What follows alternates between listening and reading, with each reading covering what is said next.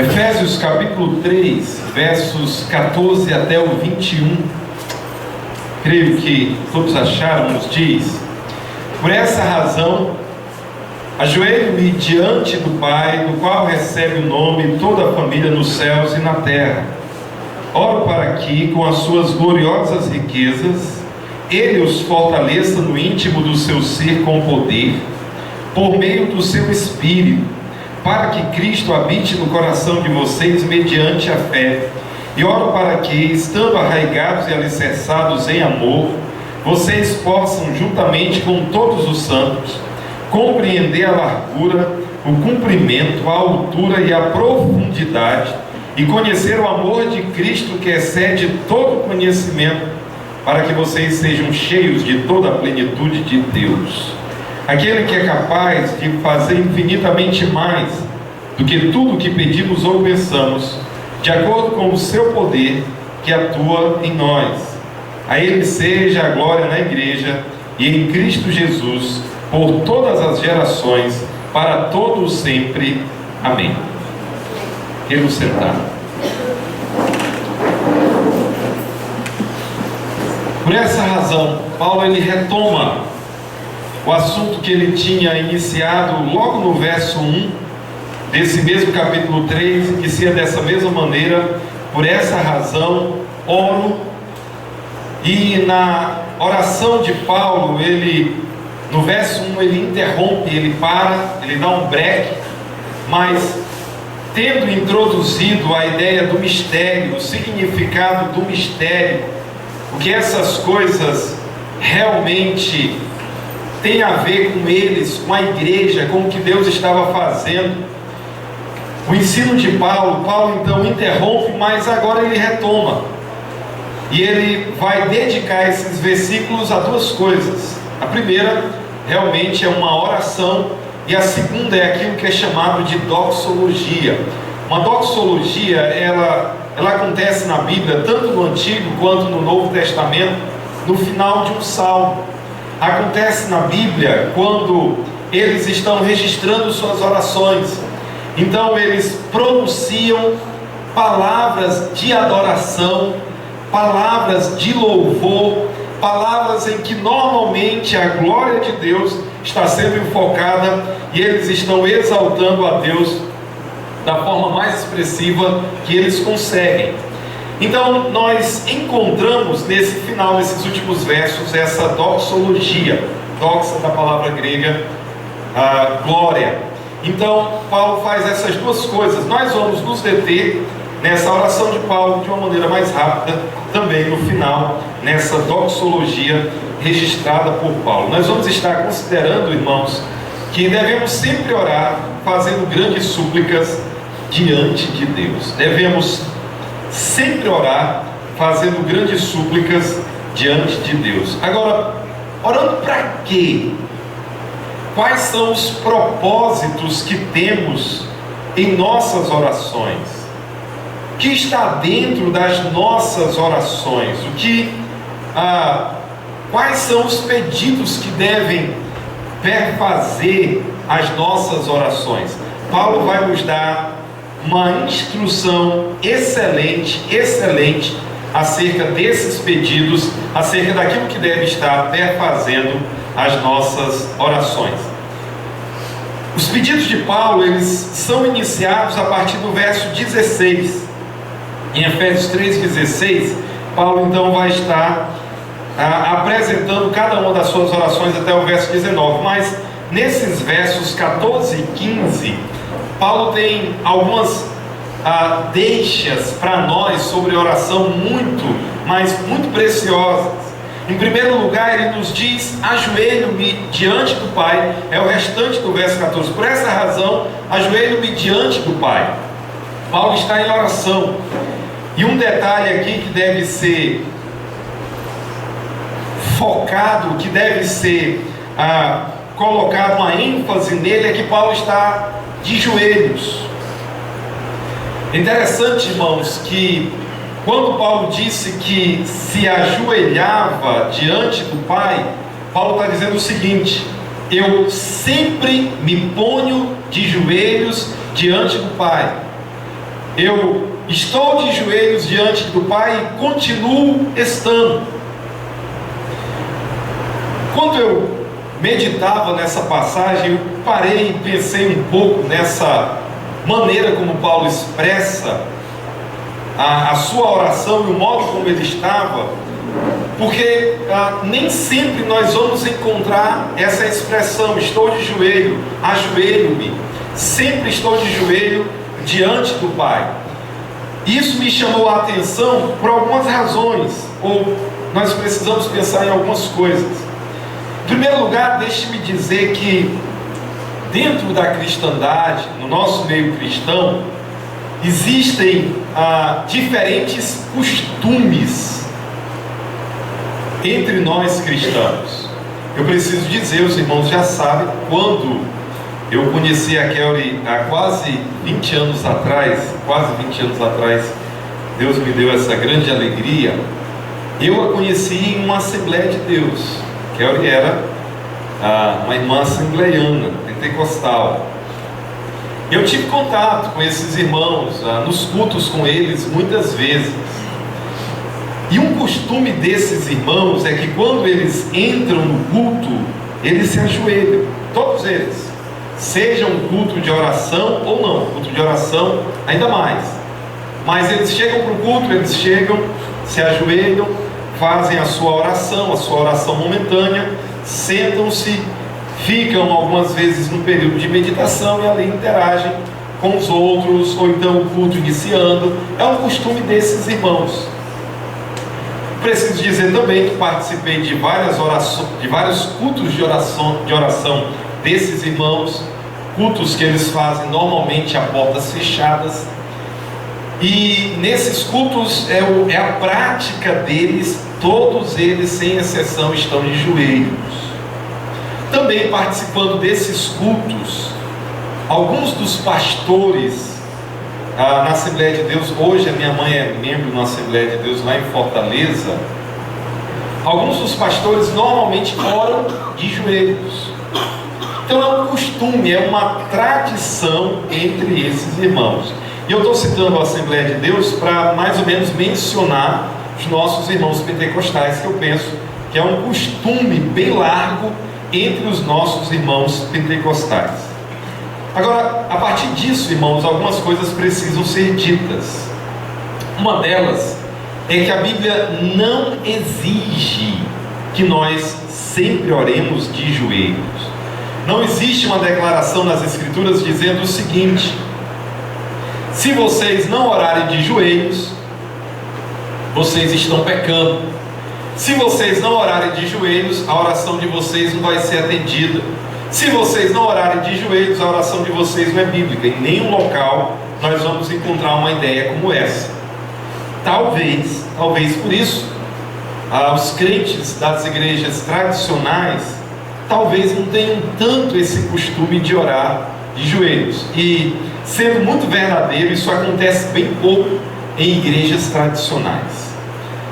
Agora, tentando encontrar algo que seja bem aplicável para a gente, algumas coisas me vieram à mente. Uma delas é que muitas vezes no nosso contexto de igrejas tradicionais, isso nem é feito e em alguma medida isso é repudiado. Isso é visto como se isso não fosse algo bom, como se isso não fosse algo apreciável, como se nós não necessariamente tivéssemos que fazer isso. É apresentado que irmãos de outras tradições fazem, mas que eu necessariamente não tenho que fazer.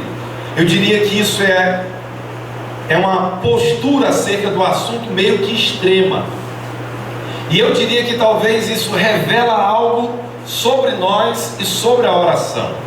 Ao passo que é verdadeiro, que a Bíblia não exige, ao mesmo tempo é verdadeiro que nós encontramos exemplos. Paulo não é o único. Paulo não é o único que de joelhos está diante do Senhor. Paulo não é o único que de joelhos está suplicando a Deus, está levando as suas orações a Deus.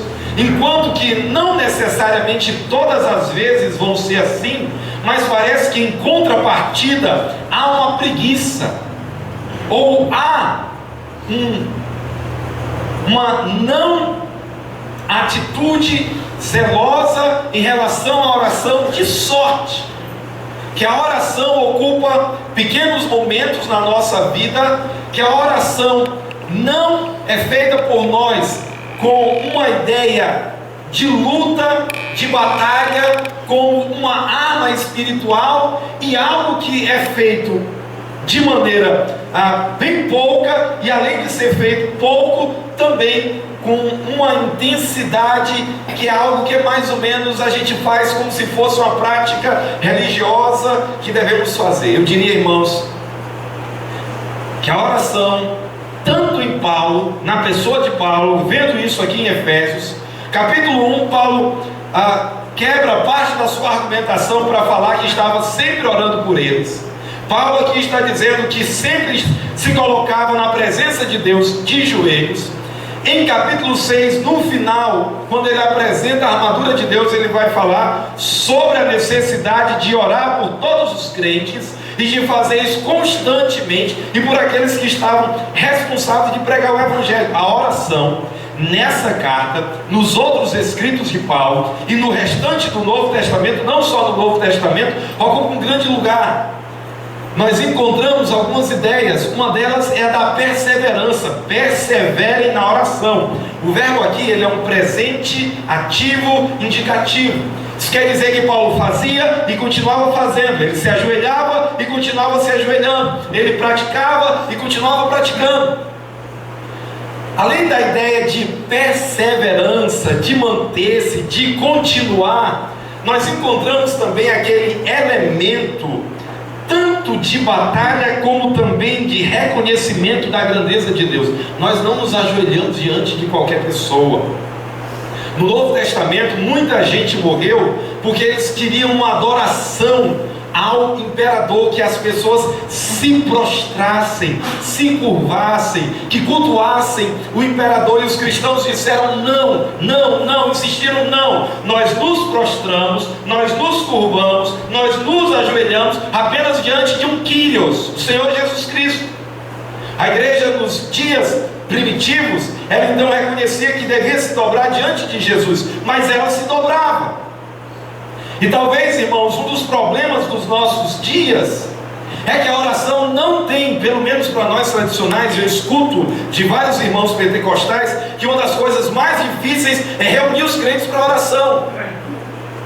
Parece que nós vivemos em dias que orar é algo não muito interessante. Em vários momentos da história isso foi muito interessante. Eles ficavam horas, eles dedicavam, nos seus cultos eles estavam presentes, eles entendiam que Deus queria o seu povo orando, e o seu povo prostrado, o seu povo suplicando, o seu povo humilde. A posição de joelhos mostra: Senhor, diante de ti há um servo, diante de ti há alguém que reconhece que o Senhor é o soberano do universo, diante de ti há alguém que precisa de ti e que suplica ao Senhor, e que roga ao Senhor, e que sabe que respostas podem vir do Senhor, e eles se não tinham fazendo isso. Um dos problemas dos nossos dias é que há pouca oração. Onde há pouca oração e onde não há uma atitude zelosa em relação à oração, há pouco poder. Paulo vai estar orando por poder. Há pouco amor, há pouco zelo, há pouco conhecimento. Todas essas coisas, elas estão entrelaçadas com a oração.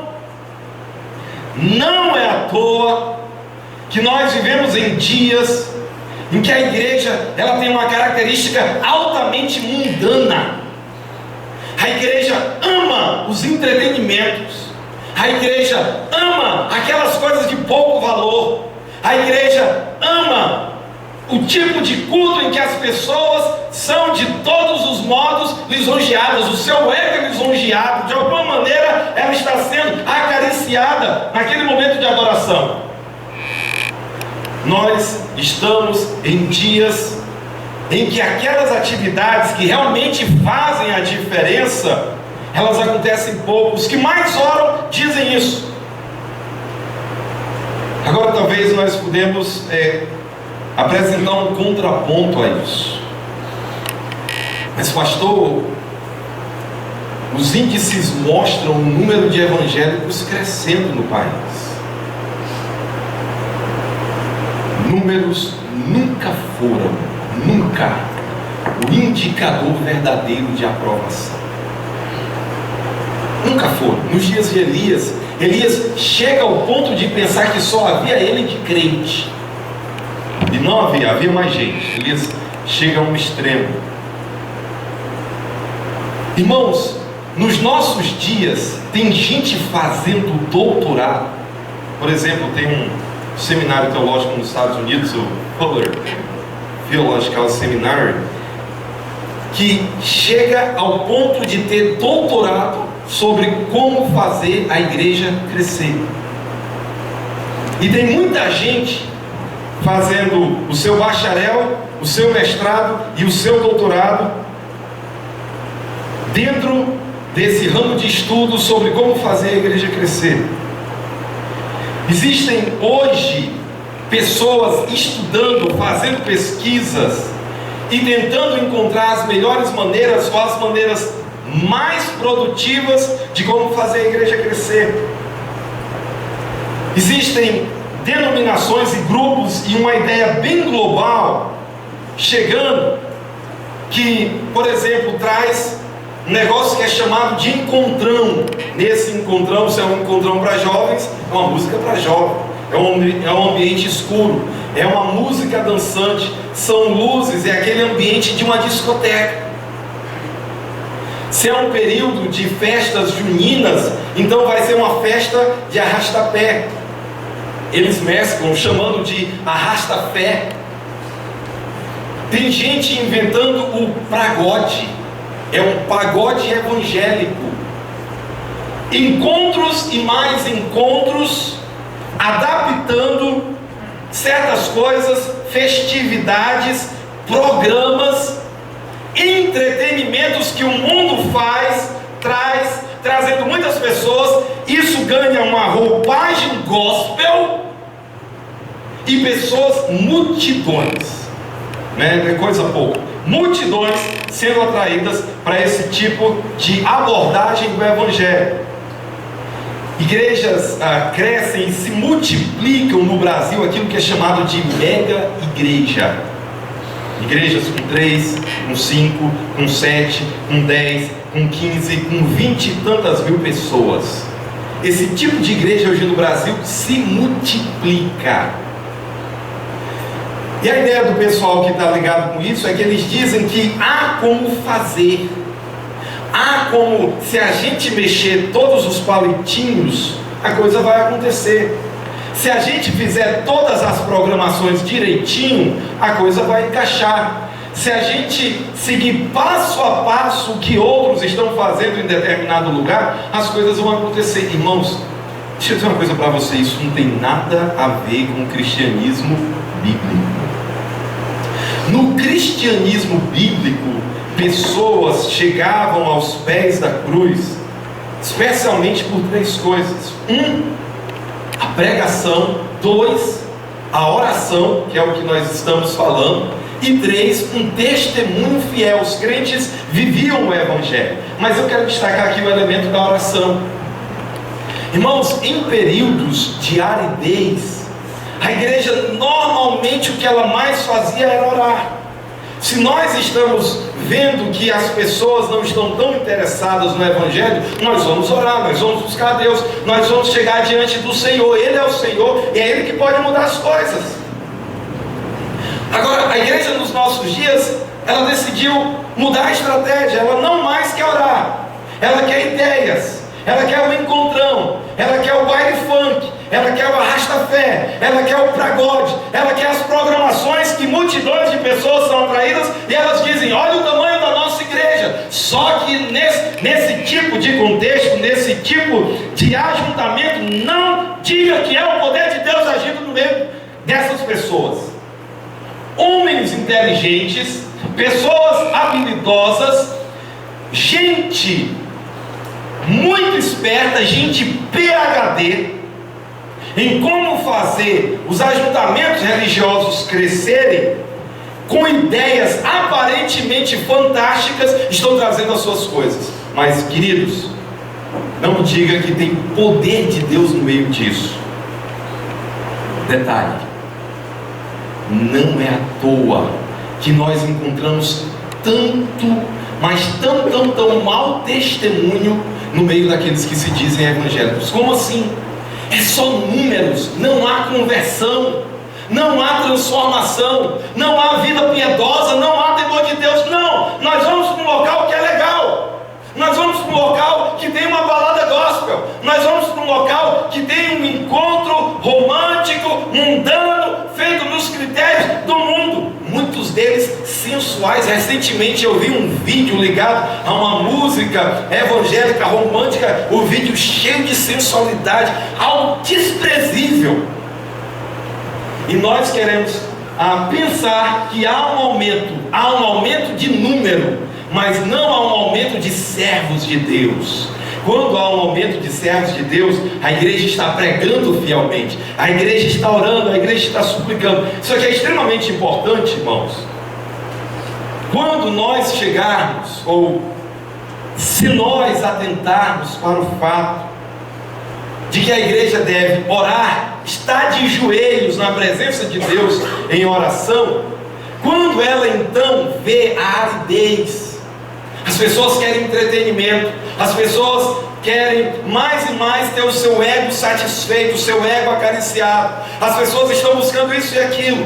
Em vez de criarmos programas, a igreja tem que aprender a dobrar o joelho, a igreja tem que aprender a suplicar a Deus, a igreja tem que aprender a estar na presença de Deus, a igreja tem que aprender a manter uma tradição que no Novo Testamento ela é bem difundida, mas é pouco praticada, especialmente pelos crentes de igrejas tradicionais. A igreja tem que aprender com o apóstolo Paulo a ajoelhar-se, sempre ajoelhar-se diante de Deus pela igreja, por conversões, para que a igreja se mantenha crescendo, os irmãos crescendo, a fé deles crescendo, um rejuvenescimento vindo à igreja. Isso não acontece com programas. Os programas que são feitos são manipulação. Aí vem um grande número e nós achamos legal. Olha, nossa igreja, que maravilha, olha a quantidade de pessoas que temos. Isso é apenas manipulação, não tem nada de poder de Deus, não tem nada da mão de Deus nessas coisas. Precisamos nos ajoelhar, e eu diria que especialmente nós da igreja tradicional, precisamos ainda mais entender que o nosso Deus, Ele quer que o seu povo esteja de fato orando, buscando a Ele em oração. Paulo fazia isso, e nós precisamos aprender com o exemplo dele. Agora, quais são os motivos de oração de Paulo? Paulo diz: ajoelho-me diante de Deus, ele está na presença do Pai, do qual recebe o nome toda a família. Povo de Deus se identifica com o seu Deus, e é dito nos céus e na terra, uma expressão toda abrangente. Dito isso, Paulo nos apresenta os seus grandes motivos de oração, que para Paulo não eram grandes motivos, eram motivos habituais de oração. Paulo se mantinha orando por essas coisas, ainda que é verdadeiro que ele está... Os tópicos da oração de Paulo são os tópicos do ensino dele. Ele está retomando, colocando essas coisas, o que ele tinha acabado de ensinar, ele estava orando por isso. Mas nada nos leva a pensar que isso não era do habitual de Paulo. Seu primeiro motivo de oração, verso 16: oro para que, com as suas gloriosas riquezas, ele os fortaleça no íntimo do seu ser, com poder, por meio do seu Espírito. A primeira oração de Paulo é para que o povo de Deus seja um povo forte, um povo fortalecido. Ele nos diz o seguinte: oro para que eu, com o propósito de, com as suas gloriosas riquezas, Paulo apela e reconhece que o nosso Deus é um Deus de gloriosas riquezas.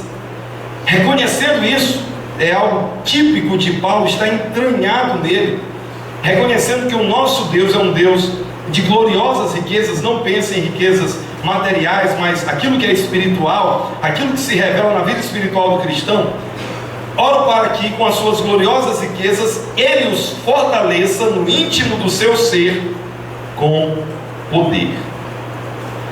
Irmãos, o que é fortalecer? A ideia de fortalecer aqui é a ideia de gerar força. É o oposto de fraco. Alguém que está fraco é alguém que cambaleia, é alguém que não tem as suas forças para realizar as atividades que realiza. Então ele é alguém frágil. Por exemplo, alguém que na sua alimentação, se a pessoa come pouco ferro, essa pessoa ela vai ser anêmica. Muitas vezes, né, os pais olham bem aqui nos filhos para ver se está coradinho, para ver se está, né, muito claro. Se estiver muito claro, talvez é uma ideia de anemia e possivelmente está fraco, da lerdeza. A pessoa pensa muito lentamente, a pessoa faz as coisas muito vagarosamente, ela não tem ânimo, ela não tem força para fazer as atividades que normalmente ela faz. Paulo está dizendo que vocês sejam fortalecidos, e aqui ele está apelando não para um fortalecimento físico. Paulo não está orando pensando que as pessoas entrariam em academias para que os seus bíceps ficassem fortes. Não, a ideia é que o íntimo do seu ser seja fortalecido. Irmãos, vamos ser francos. Que necessidade gigantesca do íntimo do nosso ser fortalecido. Às vezes tem pessoas que são bem fortes fisicamente, pessoas que têm uma massa, têm força, mas no íntimo do ser é uma pessoa frágil, é uma pessoa que chora com facilidade, é uma pessoa que expressa tristeza através dos seus olhos, é uma pessoa que ela expressa fraqueza do ser. Paulo está dizendo que vocês sejam fortalecidos no íntimo do seu ser. E, irmãos, nós necessitamos demais estarmos fortalecidos. A cada dia, queridos, nós encontramos inimigos fora de nós, inimigos dentro de nós. A Bíblia diz que o diabo é o nosso inimigo, e Pedro fala dele como um leão que anda ao derredor procurando alguém para tragar. Tiago diz para nós resistirmos ao diabo. Nós temos então essa certeza que ao nosso redor nós temos inimigos. Eles tentam de todas as formas realmente puxar o nosso tapete. Agora dentro de nós também, além do diabo, ainda pensando nos inimigos externos, a Bíblia diz que o mundo, ele é o nosso inimigo. O mundo é um sistema de valores que nos pressiona para que nós venhamos desobedecer a Deus.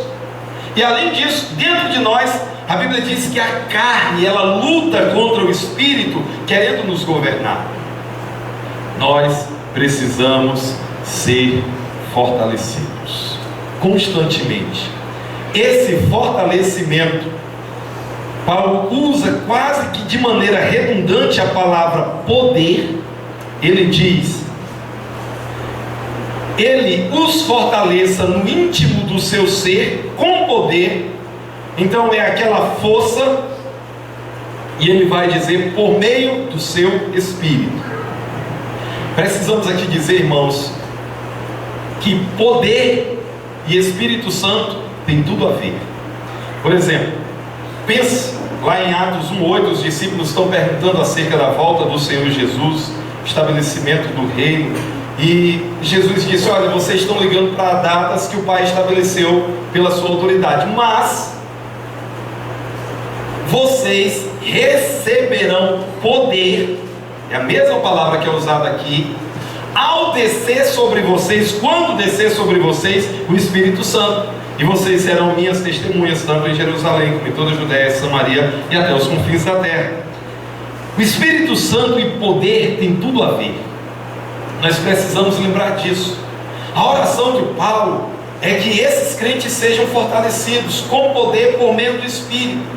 Paulo praticamente está dizendo: ó Deus, fortalece os teus servos. Ó Deus, que a obra do Espírito Santo seja eficaz neles. Mas aqui na frente Paulo vai dizer que a plenitude do Espírito venha na vida deles. Lá no final do verso 19, ele diz o seguinte: para que vocês sejam cheios de toda a plenitude de Deus.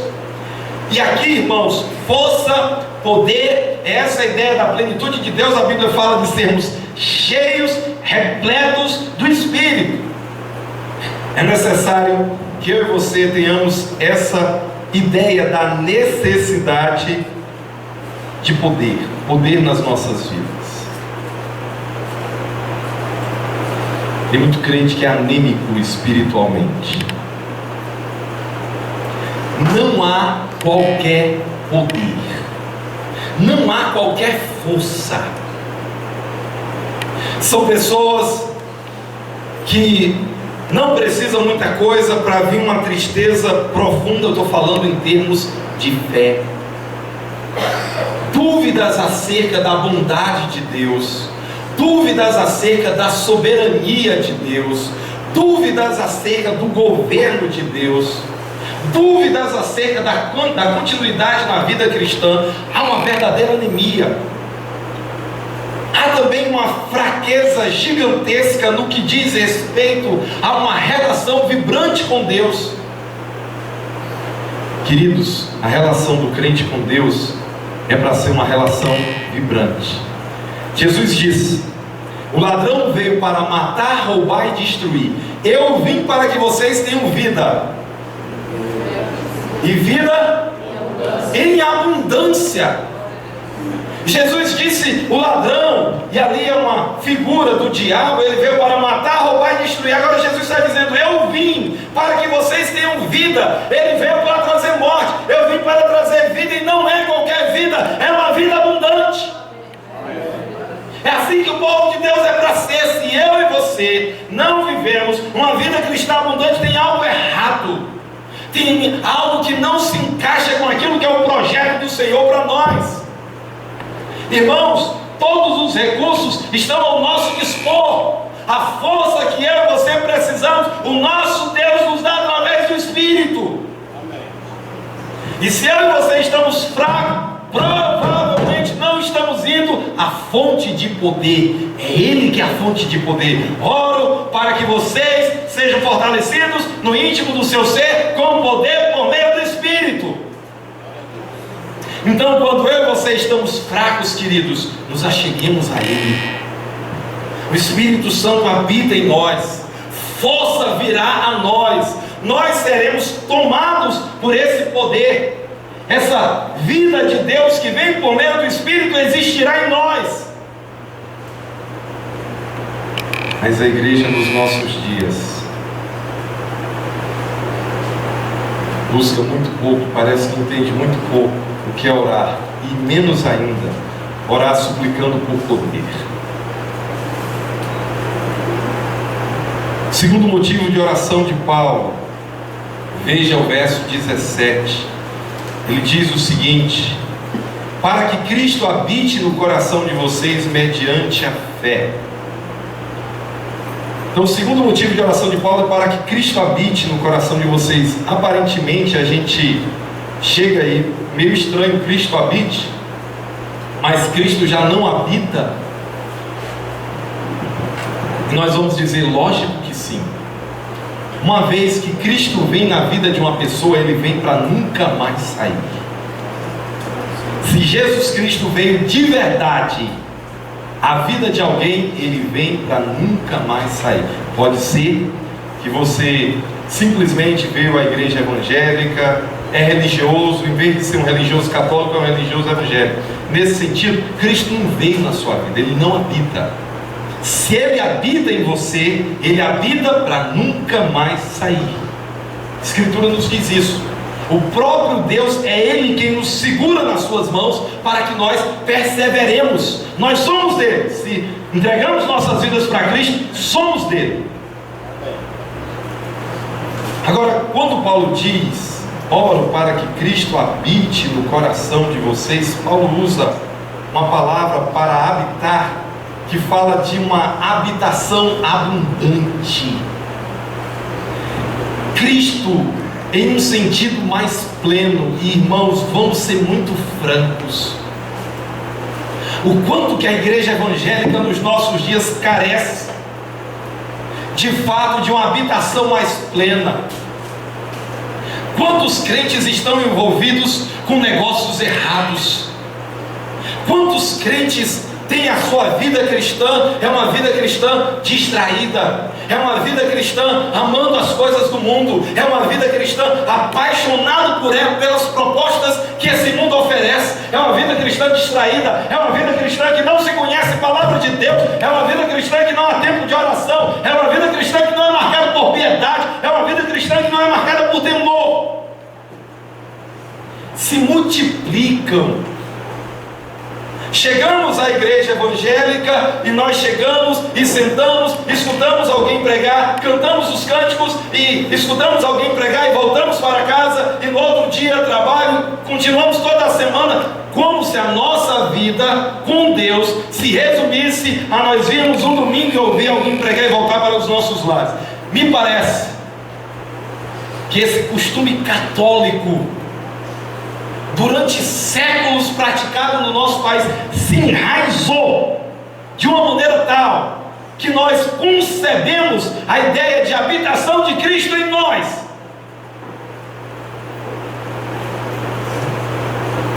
Chegando a um domingo e o restante da minha vida, ninguém se meta com a minha vida.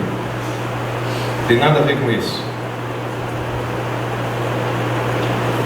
Cristo habitando abundantemente, toda a nossa vida é dele. Os nossos pensamentos, os nossos planos, nós planejamos perguntando: será que meu Deus aprova? Será que está de acordo com a vontade do meu Deus? Será que Jesus diria sim para o meu plano, para o meu projeto, para aquilo que eu estou prestes a fazer? Será que o Senhor diria que eu devo seguir em frente? Os nossos pensamentos estão cheios da palavra de Deus, porque nós estamos lendo a palavra. Se nós somos abundantemente habitados por Cristo, se há uma relação em termos de proporção maiores, os nossos planos, os nossos pensamentos, as nossas escolhas, as nossas decisões, as nossas ações, os nossos sentimentos, tudo aquilo que eu e você fazemos na presença de Deus, fazemos querendo a aprovação de Deus, fazemos perguntando se é a vontade de Deus ou não.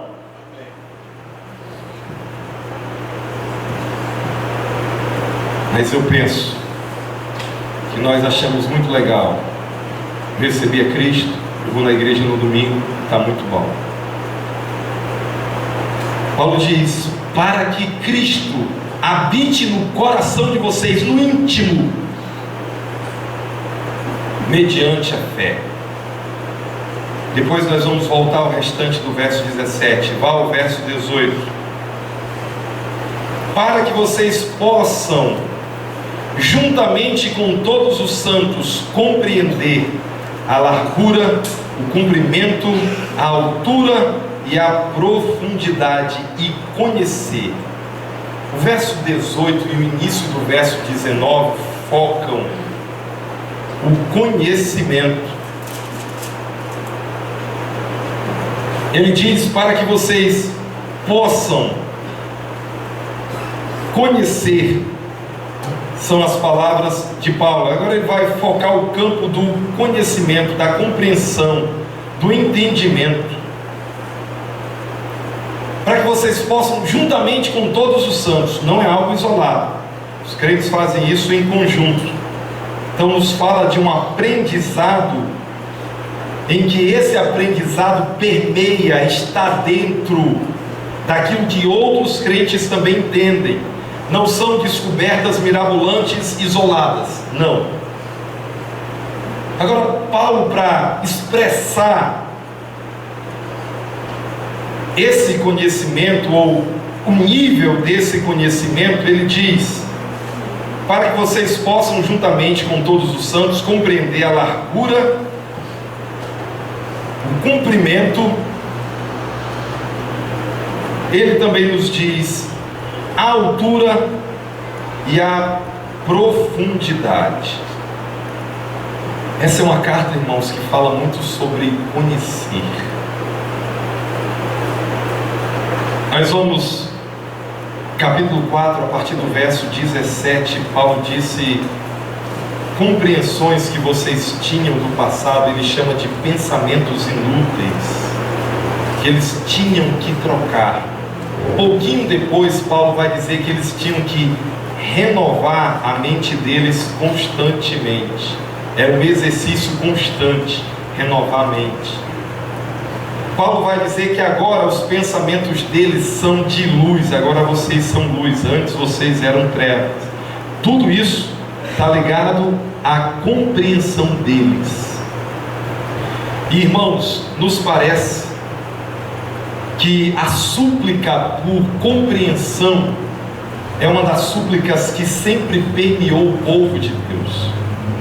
No Antigo Testamento, Daniel, ele recebe revelações do Senhor, ele faz jejuns. E Daniel era um homem que orava 3 vezes ao dia, manhã, tarde, noite. 3 vezes ao dia ele estava com as suas portas abertas na direção de Jerusalém, e ele suplicava ao Senhor. Era esse homem piedoso, um homem quebrantado na presença de Deus, um homem de jejuns, um homem de oração. Nós vamos encontrar Jeremias do mesmo modo. Nós vamos encontrar os salmistas multiplicando as suas súplicas a Deus. Nós vamos encontrar o Salmo 119 intensamente ligado à palavra de Deus e ao conhecimento desta. Nós vamos encontrar os nossos irmãos no Antigo Testamento e os nossos irmãos no Novo Testamento, tanto eles buscando conhecimento e orando por conhecimento. Pedro, no final da sua carta, ele disse que desejava que eles continuassem a crescer na graça e no conhecimento do Senhor. A oração de Paulo aqui é para que eles cresçam no conhecimento e para que eles possam compreender, entender, para que eles tenham conhecimento, para que eles compreendam a largura, o comprimento, a altura e a profundidade. Irmãos, nós, sem medo de errar, nós podemos dizer que o conhecimento de Deus, ele é muito vasto. Você sabe por que é que tem bacharel, mestrado, especialização, doutorado, pós-doutorado em teologia? É porque o conhecimento de Deus é muito vasto. Paulo fez o seu doutorado no 3º céu. Ele disse que um homem foi arrebatado, ele diz, não sabe se no corpo ou se no espírito, e foi levado ao 3º céu. Ele diz, e ouviu coisas inefáveis, que ao homem não é permitido dizer. Paulo disse, havia coisas tão maravilhosas, tão sublimes, tão excelsas, sequer elas são permitidas ao homem dizer, falando acerca da pessoa de Deus, da magnitude, da grandeza, do ser desse Deus, da pessoa dele, do plano dele. Conhecimento de Deus, irmãos, é algo muito vasto, é algo muito grande. Nós temos temas que envolvem a própria pessoa de Deus. Quem é Deus? Ele está presente em todo lugar, Ele sabe todas as coisas. Nunca houve um tempo em que Ele não existiu. Você consegue entender isso? Nunca houve um tempo em que Ele não existiu. Essa cadeira houve um tempo que ela não existiu, ela foi feita. E nós pensamos que em algum tempo ela vai deixar de existir. Eu e você, nós nascemos em algum tempo. Deus sempre existiu, eterno. A Bíblia fala de um Deus acima da sua criação, Ele é transcendente. Os estudiosos do passado chamavam Ele de um totalmente outro. Se Ele não se revela, nós não conseguiríamos entender nada dEle. E ao mesmo tempo que Ele é tão grande, tão excelso, tão sublime, tão sem igual, Ele vem no meio da sua criação e se relaciona com pessoas como nós. Entra na nossa história, sofre, se entristece, se ira, também ama, é gracioso, se alegra também com aqueles que o servem. Rapidamente aqui nós estamos pensando em Deus. Pense no plano dele, as escolhas dele. Hoje de manhã na escola dominical, rapidamente falamos dos decretos de Deus, os eternos decretos de Deus, determinações que ele fez desde a eternidade, e nos são reveladas, pelo menos algumas delas, nas Escrituras. Irmãos, o conhecimento de Deus é muito vasto, é gigantesco. E quanto mais você se detém nesse conhecimento de Deus, que nos fortalece, que nos amadurece, que nos abençoa, que firma os nossos passos, que nos conduz em uma vida cristã amadurecida, quanto mais isso acontece, mais beneficiado o povo de Deus e a causa de Deus. Nós temos o melhor de todos os assuntos para estudar, para ficar, para ler, para gastar tempo, para buscar, para querer entender, para, como Daniel, fazer jejuns. Ó Deus, eu quero entender. Ó Deus, eu quero a compreensão do que eu estou ouvindo. Ó Deus, eu quero ter a minha mente ampliada nisso que o Senhor está me mostrando. Eu quero saber mais. Muitas vezes eu e você estamos lendo o texto bíblico e parece que ele é um texto de enigmas.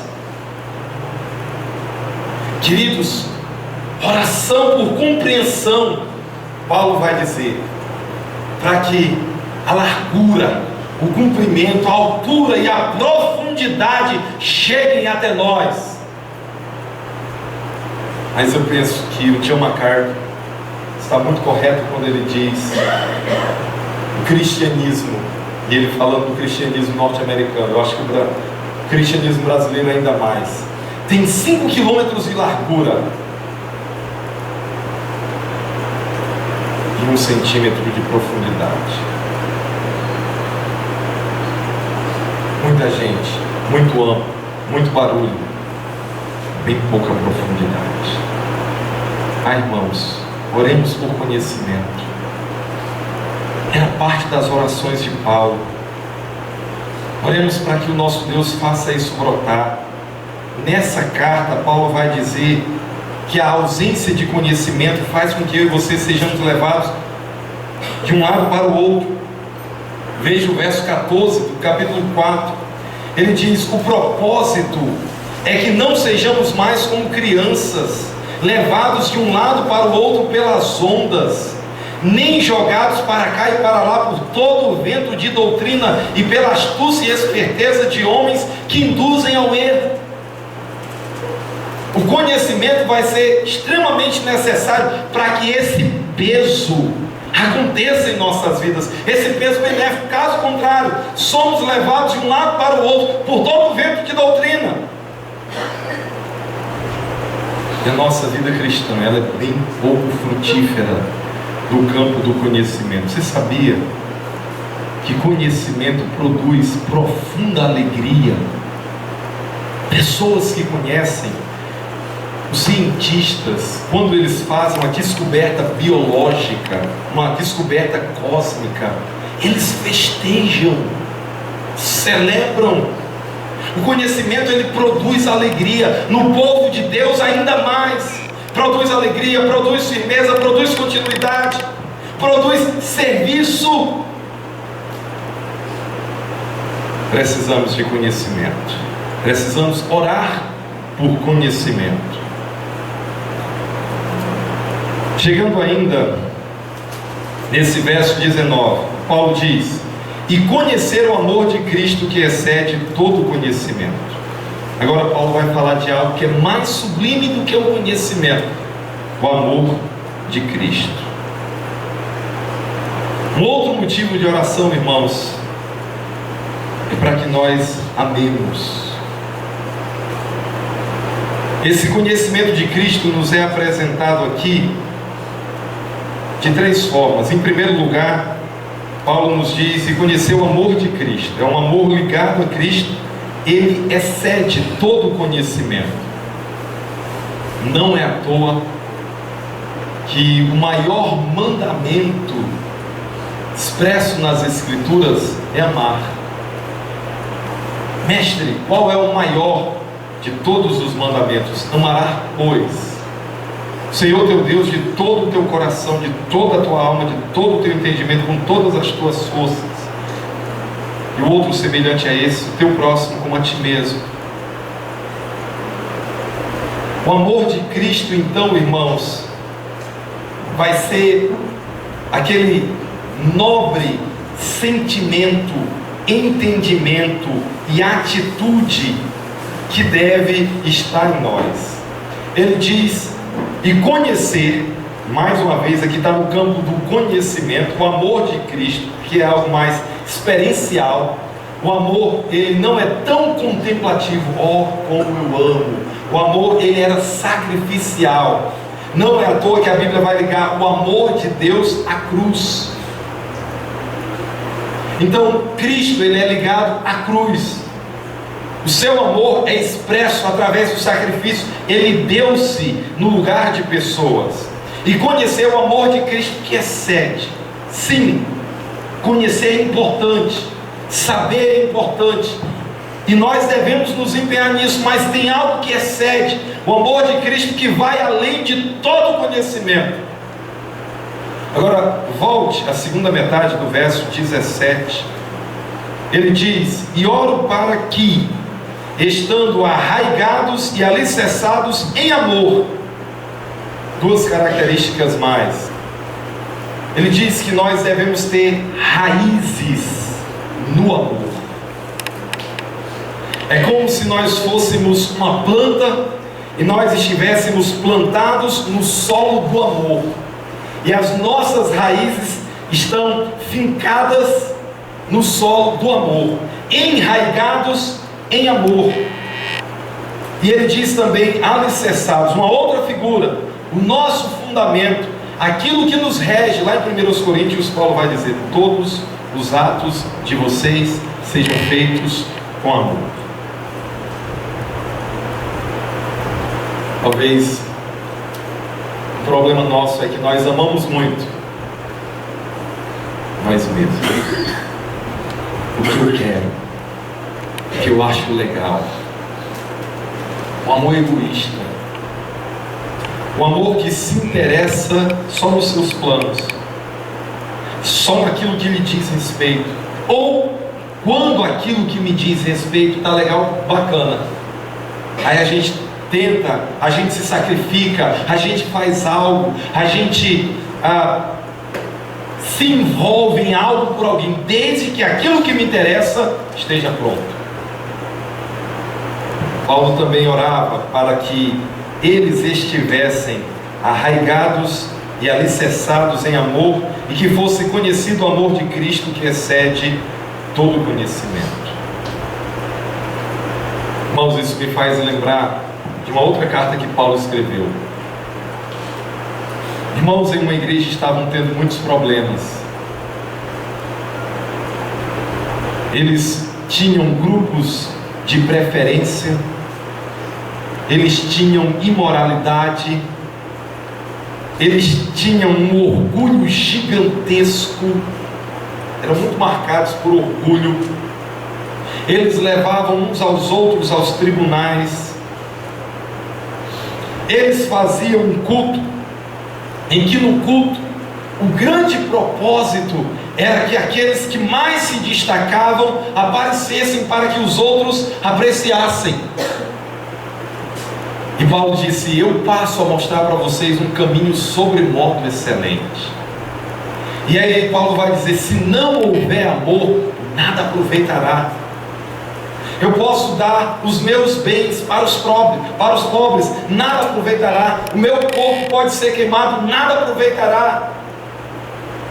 As nossas atitudes, elas não terão valor. Aquilo que nós fazemos não vai ter proveito, porque não é feito com amor. E queridos, o amor nas Escrituras, ele vai vir de nós, ou para nós, através de Cristo. É o seu exemplo, é o seu modelo, é a sua atitude. Isso deve aparecer em nós. Mais uma vez, no começo eu falei que o que fazia diferença nos crentes da igreja primitiva é que eles pregavam, eles oravam e eles viviam. Havia um testemunho, havia um cuidado de uns para com os outros, não apenas os meus interesses. Não apenas aquilo que é propriamente seu, mas aquilo que é do outro, aquilo que ajuda o outro, aquilo que coopera, aquilo que soma, aquilo que apoia, aquilo que de alguma maneira vai trazer benefício para o outro. Era uma característica forte na igreja primitiva. Eles queriam cuidar, eles queriam amparar do modo como estava ao alcance deles, e eram uns com os outros, não era apenas uma pequena parcela. Irmãos, o mundo em que nós vivemos, ele é assim, cada um cuida do seu, mas nós, povo de Deus, precisamos ser diferentes. Final do verso 19, Paulo diz: e para que vocês sejam cheios de toda a plenitude de Deus. Seu último motivo de oração: para que vocês sejam cheios de toda a plenitude de Deus. Essa palavra cheios que Paulo usa, ela nos fala de algo que vai enchendo, enchendo, enchendo, até ser transbordante, até chegar em um nível, até chegar em um ponto máximo, para que vocês sejam cheios. Agora, cheios de quê? Ele usa a palavra plenitude. A ideia aqui é alguém completo, é alguém amadurecido, é alguém que em Cristo é adulto, é alguém que não tem carências, não é alguém perfeito, mas é alguém que em Cristo, essa pessoa, ela é completa, ela tem pensamentos, sentimentos e ações aprovados por Deus. A mente de Cristo está nessa pessoa. As escolhas, o plano, os ideais, o modo como essa pessoa faz, o modo como essa pessoa age, é cheio de Deus. Irmãos, uma das coisas que às vezes mais nos enganam é pensar que onde há muito barulho, há muita presença de Deus. Eu já pensei isso. Eu tinha uma ideia, puxa vida, as coisas são mais espirituais, porque as coisas, o Espírito de Deus está mais presente, o Espírito de Deus está realmente agindo, é algo que dá para sentir, é algo que dá para se perceber. Mas irmãos, toda a plenitude de Deus vai além disso. Muitas vezes há choro, há grito, há gente rolando pelo chão, mas lá fora estão devendo aos outros, mas lá fora estão falando mal da vida alheia, mas lá fora fazem todo tipo de trambique, mas lá fora estão com ajuntamentos que Deus reprova, com associações que as Escrituras reprovam. Há muito grito, há muita mão levantada, há muito isso e aquilo. Isso não significa toda a plenitude de Deus. Eu diria que um culto em que as nossas emoções se manifestam, sim, isso tem o seu lugar, sim. A nossa adoração a Deus envolve entendimento, mas também envolve coração, envolve compreensão, mas também envolve paixão, zelo. Deus é alguém a quem nós amamos, Deus é alguém que preenche as nossas almas, Deus é alguém que gera um deleite profundo no nosso ser, Deus é alguém que nos faz realmente ficar transbordantes de alegria. Mas isso aparece nas demais esferas da vida. Essa pessoa, ele é um bom marido, ela é uma boa esposa, eles amam a Deus, eles temem a Deus, eles se respeitam, eles tratam de maneira devida, eles são zelosos pelos seus filhos no sentido de cuidar bem deles. É um bom empregado, é um bom patrão, é uma pessoa honesta, é uma pessoa que faz os seus negócios de forma aprovada. Aquilo que Deus quer desse servo de Deus aparece nas diversas áreas da sua vida como resultado do seu relacionamento com Deus. Paulo está dizendo para que vocês sejam cheios de toda a plenitude de Deus. O Queridos, nós fazemos uma vigília uma vez por mês. Às vezes parece que a gente devia fazer uma quase que todo dia. Suplicar a Deus dia e noite. Deus, derrame sobre nós o teu Espírito. Deus, abre os céus e vem sobre a nossa geração. Deus, tem misericórdia de nós, apesar de sermos quem nós somos. Parece que deveríamos estar clamando isso todos os dias, porque nós podemos contemplar muitas coisas, menos plenitude de Deus. Nós contemplamos uma geração distraída, nós contemplamos uma geração de jovens que gasta 2, 4, 6, 8, não sei quantas horas nas redes sociais, postando bobagens e curtindo bobagens. Não digo que a gente não possa, que não deva, nada disso, mas quando a sua vida gira em torno disso, ficamos horas com pessoas, ficamos horas trabalhando. Todas essas coisas são importantes. As redes sociais, a família, o nosso trabalho, todas essas coisas são importantes. Mas para muitos de nós, isso é o nosso melhor. O mais do nosso tempo vai para essas coisas. O mais dos nossos planos estão nessas coisas. Estamos intensamente e uma vez após outra pensando em aquisições. Queremos o carro, a casa e isso, o eletrodoméstico, isso e aquilo. Os nossos pensamentos mais concentrados e mais dedicados são para coisas.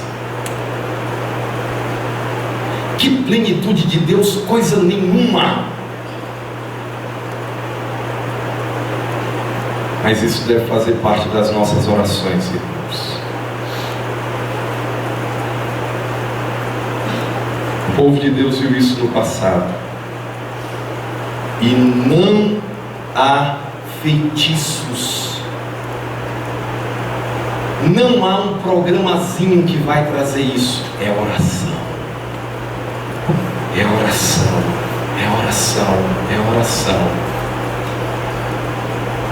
É um povo que entende essas coisas e está na presença de Deus, suplicando, buscando. Senhor, entendemos que é isso que deve caracterizar a vida do teu povo. Conhecimento, amor, a habitação de Cristo. Entendemos que essas coisas devem estar presentes na vida dos teus. Força, a plenitude. Essas coisas não vêm, irmãos. A gente assistindo Pânico na TV. Não vem. Não vem assistindo esses programas cheios de pornografia.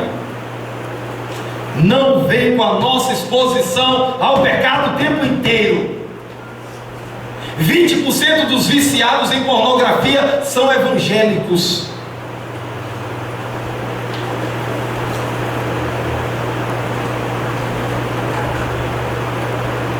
Precisamos de toda a plenitude de Deus, ser cheios de toda a plenitude de Deus. Você ora por isso? No seu tempo de oração, o que ocupa o seu tempo de oração? Ocupava o tempo de oração de Paulo. Ele estava orando por igrejas. Oh, irmãos, nós temos tanto que aprender mais a orar uns pelos outros. Para de olhar só para o seu umbigo. Para de olhar só para a sua unha encravada. A oração vai muito além dessas coisas. Paulo orava para que o povo de Deus fosse fortalecido, para que Cristo habitasse de maneira ampla, para que eles crescessem no conhecimento, para que eles fossem crentes marcados pelo amor, o amor fosse um cartão, para que eles fossem cheios de toda a plenitude de Deus. Esses motivos de oração estão no seu cartão de oração, querido.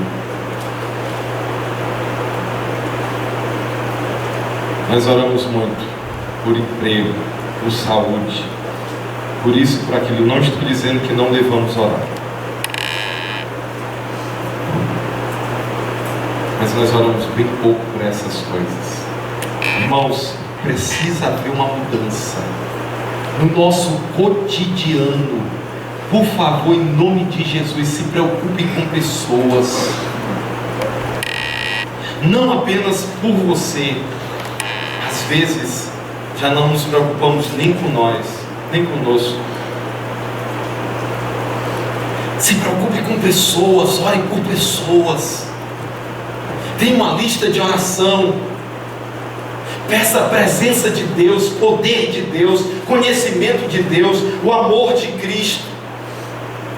Peçamos que o nosso Deus mais e mais venha marcar essa geração. Cheguemos aos cultos de oração, sabendo que ali nós podemos fazer muito, não apenas por nós, mas também por outros. Supliquemos ao nosso Deus. Coisas muito grandes podem acontecer, irmãos. Olha o que motivava Paulo. Aquele que é capaz, aquele que é poderoso, aquele que é capaz de fazer infinitamente mais do que tudo que pedimos ou pensamos. Sabe de quem? Diante de quem eu e você estamos? Diante daquele que é poderoso para fazer infinitamente mais. Tudo aquilo que eu e você pedimos a Deus, Ele pode fazer mais. Tudo aquilo que eu e você pensarmos em pedir a Deus, tudo aquilo que eu e você nem sequer pensamos em pedir, Ele pode fazer mais. Aquele que é poderoso para fazer infinitamente mais do que tudo aquilo que pedimos ou pensamos. É uma doxologia. Segundo, de acordo com o seu poder que atua em nós, a Ele seja a glória na igreja e em Cristo Jesus, por todas as gerações, para todo sempre. Seja Deus glorificado em todas as eras, é o que Paulo está dizendo nesse último verso. As orações muitas vezes terminam assim. Irmãos, eu quero animar você a orar. O nosso Deus é grande. Reconheçamos traços da geração da qual nós fazemos parte. Do cristianismo no nosso país, além dele. Nesses dias globalizados, nós temos uma ideia do cristianismo nas diversas partes. Eu quero animá-lo. Grande é o nosso Deus. Poderoso é o nosso Deus. Mais do que eu e você venhamos pedir ou pensar, nós nem sequer chegamos a pensar. Ele é poderoso para fazer. Irmãos, estejamos diante dele. Por favor, não esteja como alguém que está se afogando. Ai, alguém me ajuda, eu estou morrendo. Não, esteja diante dele cheio de fé, tendo a certeza: grande é o meu Deus. Não há ninguém comparado ao meu Deus nesse universo. Ele pode fazer, por aquilo que eu estou colocando diante dele, pelos motivos de oração que eu estou apresentando diante dele, Ele pode fazer mais do que aquilo que eu mesmo venha a pensar em pedir a Ele. Estejamos diante do nosso Deus. Ele pode mudar situações. Ele pode abrir portas que aparentemente estão totalmente trancadas. Ele pode começar a trazer maturidade. Ele pode começar a trazer fortalecimento. Ele pode começar a trazer uma vida abundante, habitando mais plenamente. Ele pode começar a trazer sensibilidade, amor, conhecimento. Pode chegar ao nível de vir toda a plenitude de Deus. Mas eu e você precisamos estar sempre de joelhos diante do nosso Deus. Era assim que Paulo estava. Por favor, querido, Troque os entretenimentos pelo seu quarto, pela oração. Encontre pessoas, mas encontre um pouco menos, para que você tenha tempo de estar com Deus. Trabalhe, mas trabalhe de uma maneira que isso não impede o seu tempo com Deus. Esteja junto com a família, mas não ao ponto de você negligenciar o lugar de oração.